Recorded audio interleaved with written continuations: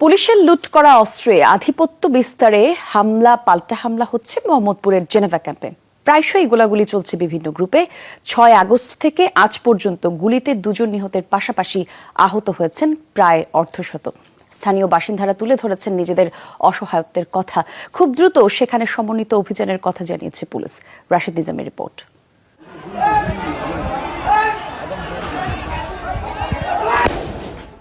6 August 2024 দিনে দুপুরে চলছে গুলি। কারো হাতে পিস্তল, আবার কারো হাতে শটগান। ঘটনাস্থল মোহাম্মদপুরের জেনেভা ক্যাম্প। ওই দিন গুলিতে আহত হয়ে পরে মারা যান শাহেনশা নামের একজন। এরপর থেকে প্রায় প্রতিদিনই সংঘর্ষ চলছে বিহারীদের এই ক্যাম্পে।